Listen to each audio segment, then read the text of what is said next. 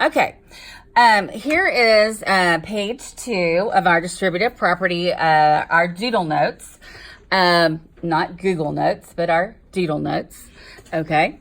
And so at the top, we have the algebraic way of seeing our distributive property, where you have A times B plus C.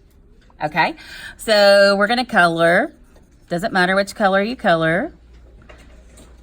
There has been some research that shows that when you do use color, it does help you engage both sides of your brain and that you can be more successful. So isn't that nice? Yes. My class is being very quiet for us as we make our video, which is super nice. So we're going to distribute the A, which means we're going to multiply A times B, right? Okay, so this is going to be A, B, because when you multiply variables, we don't know what they are. So it's just going to be A times B would just be AB. And then we would do the same thing with the AC, and there was a plus sign in the middle. And so we would just have plus AC. And that's what we were doing on the other page. This is just the algebraic representation of it, okay? And so on the other page, we had the recipe with the cake batter. This one, we're gonna have some frozen bananas. So we've got some frozen bananas, and they're saying that we have 5, right? Yes? Yes, thank you. Okay. So we have 5 frozen bananas. Now, I don't know about you guys, but at our house, we have a lot of frozen bananas in the freezer. And you can take your bananas when they are about to spoil, and you can just place them straight into the freezer with the peels on them. Now, the peels will turn black, but the inside of the banana is still good. And so it's great for a smoothie. It's great for banana bread. Now, I did have a student who said, well, at our house, we take the bananas out of the peel and put them in like a freezer bag, like a Ziploc bag, and then put them in the freezer. And I thought, oh, aren't they smart? That'd be much better, right? So we've got our 5 bananas. 5 bananas. And it says we're preparing a recipe that requires 5 frozen bananas per batch, plus an unknown amount of chocolate. Now, that sounds like a perfect combination to me. Bananas and chocolate.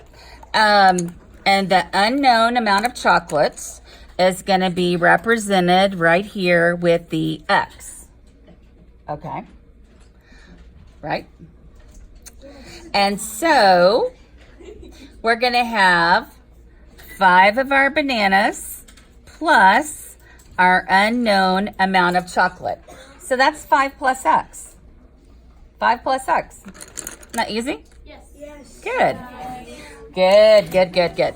Now, right here, we're going to quadruple that recipe. We're going to have maybe a large gathering in our home, or maybe we need to do it for our classroom, right?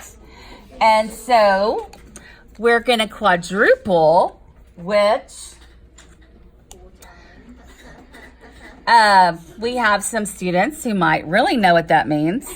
Okay, so if we're going to quadruple, that means it's going to be 4 times our recipe, right? Yes. Right. And so 4 times our recipe. So we would need to distribute that 4 to each member inside the parentheses. And that would give us what, class? 20 plus X. 20 plus 4X. 4X. And so when you have a variable, the variable being the letter, and you have a number, the number's called the coefficient. You always put the number in front of the variable, okay? Put the number in front of the variable. So this means we would need 20 frozen bananas, right? And 4 of our amounts of our unknown chocolate, okay? However much chocolate we would use, all right? So that's quadrupling it.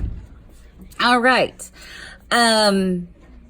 Over here, I want to show you right over here where it talks about, I know that y'all are just now getting into integers. Y'all did a little bit with integers last year, correct? Yes. Okay, good. A little bit, just a little bit? Okay, so okay, maybe some of you didn't, okay? So right over here, where you're distributing the negative, I'm gonna show you how this works. So even if you haven't gotten to this yet, maybe you'll have a little head start on it, okay? So if you have a negative 2 times x, that's gonna be a negative 2x, okay? So if it were just 2 times x, it would be 2x. But because it's a negative 2 times x, those are opposite signs, and so your answer is negative when you're multiplying. Okay? If this is new information for you, just tuck it away and just write it down, and we'll talk more about it a little bit later.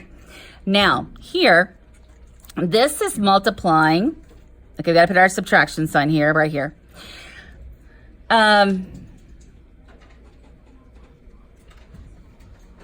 This is really like multiplying a negative 2 and a negative 5.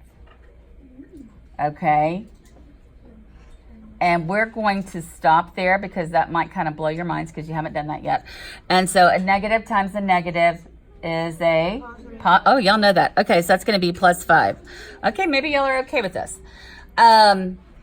Here, know that this right here, if you've got a negative sign out front of the parentheses, this is like having a negative 1 that you're going to multiply each term by. Okay? That's like having a negative 1. So that's like a negative 1 times 4e would be negative 4e. And then a negative times a positive 3 would be a negative 3. Don't worry if you don't know this yet or this is new. Just don't worry. This is coming.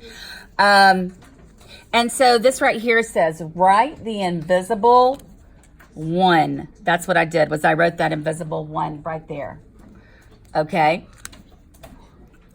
Any questions about this? No. Oh, okay. Okay, so we'll take questions. So hopefully this helps you a little bit with the distributive property. See you later.